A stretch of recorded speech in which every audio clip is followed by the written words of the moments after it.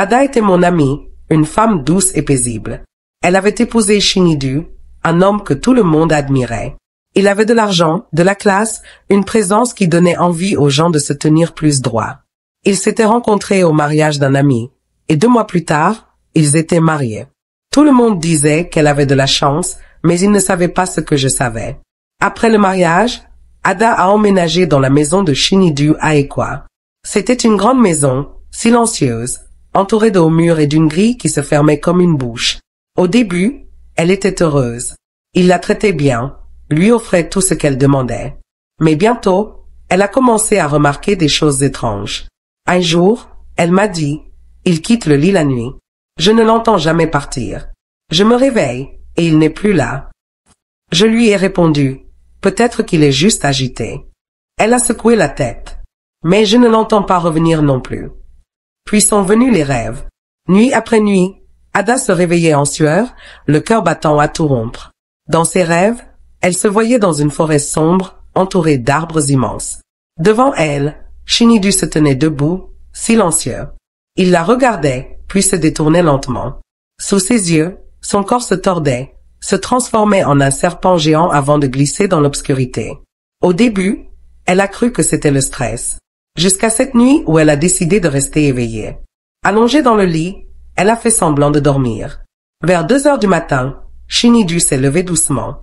Il n'est pas allé aux toilettes. Il s'est dirigé vers l'armoire. Ada l'observait du coin de l'œil.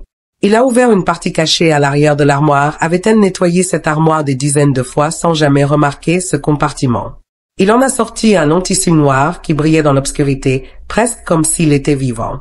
Il l'a enroulé autour de lui et a murmuré quelque chose qu'elle n'a pas compris. Puis il a quitté la pièce.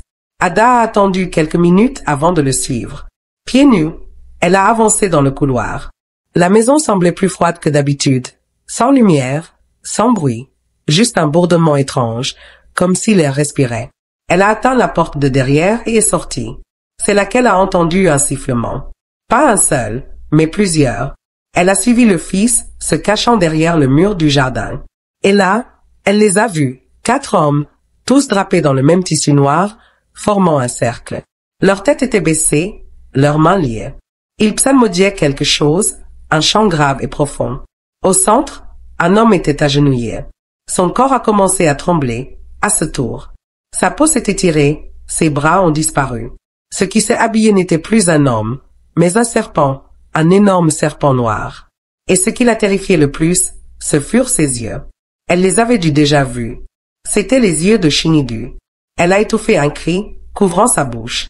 Rampant en arrière, elle a regagné la maison en silence, s'est glissée à l'intérieur et a couru jusqu'à la chambre. Assise sur le lit, tremblante, elle n'a pas dormi cette nuit-là. Le lendemain matin, Shinidu a agi comme si de rien n'était. Il l'a embrassée sur la joue, lui a demandé si elle voulait des pancakes ou de la bouillie d'igname. Elle n'arrivait même pas à le regarder. Ses mains tremblaient. Et puis, elle a trouvé des écailles de serpent sur son oreiller. À cet instant, elle a su que l'homme qu'elle avait épousé cachait quelque chose de bien plus sombre qu'elle ne pouvait l'imaginer. Mais au lieu de l'affronter, elle s'est tue. Elle voulait être sûre. Elle a commencé à l'observateur de plus près. Quand des invités occasionnels, elle a remarqué quelque chose d'étrange. S'il restait trop longtemps, il devenait faible, étourdi. Une fois, un ami de la famille s'est même évanoui après le dîner. Ada s'est mise à se demander, est-ce que Shinidu leur fait quelque chose? Elle a pensé à fuir, mais quelque chose lui disait que ce ne serait pas si simple. Une nuit, elle l'a suivi à nouveau. Mais cette fois, il l'a vu. Quand Shinidu a aperçu Ada cachée dans l'ombre, il n'a pas cligné des yeux, il n'a pas crié. Il l'a juste fixée. Ada, a-t-il dit calmement, tu n'aurais pas dû voir ça. Sa voix était douce, mais elle portait quelque chose de lourd, quelque chose qui ne semblait pas humain. Ada n'a pas pu parler. Sa bouche était sèche, ses jambes refusaient de bouger. La peur la paralysait. Elle s'est retournée et a couru dans la maison. Elle n'a pas dormi cette nuit-là non plus. Le lendemain matin, il agit comme si rien ne s'était passé. Il lui a même proposé de lui faire du thé. C'est là qu'Ada a compris. Shinidu jouait avec son esprit, faisait semblant, cachait quelque chose. Et pire encore, il se moquait qu'elle l'ait vu. À partir de ce jour, les choses ont empiré. Ada a commencé à se sentir malade tout le temps, faible, étourdie. Son cœur s'emballait sans raison. Elle est allée à l'hôpital, a passé des tests. Les médecins ont dit qu'elle allait bien, qu'il n'y avait rien. Mais elle savait que quelque chose n'allait pas dans cette maison, quelque chose qu'elle ne pouvait pas expliquer. Chaque nuit, elle entendait des mouvements, des bruits de glissement sous le lit, des sifflements dans les murs. L'air devenait glacial sans prévention. Une nuit, elle s'est réveillée en sursaut et a vu Shinidu debout au pied du lit. Il ne portait rien, il la regardait fixement. Ses yeux étaient différents, jaunes, brillants. Elle a fermé les yeux, faisant semblant de dormir. Quand elle les a rouverts, il avait disparu. Elle a commencé à placer sa Bible sous son oreiller, à garder de l'eau bénite à côté du lit, à prier en silence. Mais ça n'arrêtait pas. Parfois, elle ouvrait les yeux la nuit et le trouvait accroupi à côté d'elle, la regardant sans bouger. Elle n'en a parlé à personne pendant un moment, pas même à sa meilleure amie, Nechi. Jusqu'au jour où son corps a lâché. En balayant la maison, elle s'est effondrée au milieu du couloir. Quand elle a repris conscience, Shinidu était penché au-dessus d'elle. « Tu vas bien ?» a-t-il demandé. Mais son ton était plat, froid, comme s'il s'en fichait. Ce soir-là, Ada est enfin allée chez Nechi. Elle a pleuré pendant des heures, lui a tout raconté. Nechi l'a regardé, les yeux écarquillés. « Ada, a-t-elle dit doucement, ce que tu décris, ce n'est pas normal. On dirait un lien spirituel. Tu as besoin d'aide. » Ada a hoché la tête, épuisée mentalement et physiquement. Nechi lui a dit de faire ses valises et de partir, de venir rester chez elle. « Tu ne peux pas retourner là-bas. » Mais Ada avait peur. « Tu ne comprends pas. Cette maison me surveille, même quand il n'est pas là. Je le sens, comme si elle savait ce que je pense. » Contre toute logique, Ada est retournée chez elle. Elle voulait partir correctement, prendre ses vêtements, ses documents. Elle ne voulait pas fuir comme une voleuse. Ce fut son erreur. Cette nuit-là, Shinidu n'est pas sorti comme d'habitude. Il est resté. Ils ont dîné ensemble, mais il n'a pas touché à son assiette. Il l'a juste regardé. Puis il a dit quelque chose d'étrange. « Tu poses trop de questions ces derniers temps, Ada. » Elle a levé les yeux, surprise. Il a continué. « Je t'ai amené ici pour te protéger. Mais si tu continues à creuser, tu me forceras à agir. » Elle s'est levée, le cœur battant. « Qu'est-ce que ça veut dire ?» a-t-elle demandé.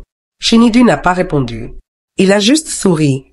Pas le sourire d'un mari, mais un sourire qui cachait quelque chose de mortel. Cette nuit-là, elle a verrouillé la porte de la chambre. Elle a prié plus fort que jamais. Mais vers 2 heures du matin, elle a entendu un bruit. Pas des coups, pas un choc, mais un glissement sous la porte. Elle a allumé la lumière et a regardé. Une longue ombre noire traversait le sol, trop rapide pour qu'elle puisse attraper quoi que ce soit. Puis elle l'a vu, un serpent. Pas n'importe quel serpent long, sombre, avec des yeux jaunes brillants. Les mêmes yeux. Elle a crié. Mais en criant, le serpent a sifflé et s'est transformé sous ses yeux. Il a pris forme. Et là, devant elle, se tenait Shinidu. Nu, calme, indifférent. Sa peau semblait humide. Ses soutiens-gorge portaient de légères marques comme des écailles. Ses yeux brillaient encore. Ada a reculé dans un coin. « Qui es-tu » a-t-elle murmuré. Il s'est avancé lentement. « Je suis toujours ton mari, Ada.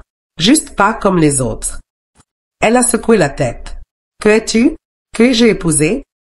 Shinidu a soupiré. « J'appartiens à quelque chose de plus ancien que tu ne peux le comprendre. Mon peuple? Nous ne mourrons pas comme les humains. Nous ne mangeons pas comme les humains. Et nous ne nous marions pas comme les humains. » Ada n'a rien dit. Ses lèvres tremblaient, ses genoux ont cédé, et elle s'est effondrée.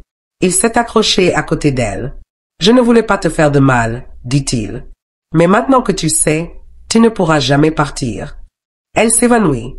Quand elle s'est réveillée le lendemain matin, elle était allongée sur le canapé. La lumière du soleil inondait le salon. La maison était silencieuse. Shinidu était parti. Ses valises étaient prêtes, posées près de la porte. À côté, une note. « Tu es libre de partir, mais ne regarde pas en arrière. » Ada n'a pas attendu. Elle a pris ses affaires et a couru. Elle est conservée chez Nechi pendant des semaines, se remettant lentement. Elle n'a jamais parlé de ce qui s'était passé. Certains disent que Shinidu a quitté le pays. D'autres qu'il a disparu. Certains prétendent qu'il est devenu fou. Mais Ada connaissait la vérité. Il n'était pas parti. Il était retourné d'où il venait. Cette maison est toujours là, verrouillée, silencieuse. Mais les gens disent que si vous passez devant la nuit, vous pouvez entendre quelque chose bouger derrière les murs. Et si vous écoutez bien, vous pourriez entendre un murmure. Ada, comme s'il l'attendait encore. Alors, dites-moi, si vous étiez à sa place, auriez-vous attendu plus longtemps pour découvrir la vérité, ou auriez-vous fui dès la première nuit? Laissez vos pensées dans les commentaires. Et rappelez-vous, certaines choses sont mieux laissées dans l'ombre. Merci à tous d'avoir suivi cette histoire. Abonnez-vous pour d'autres récits captivants.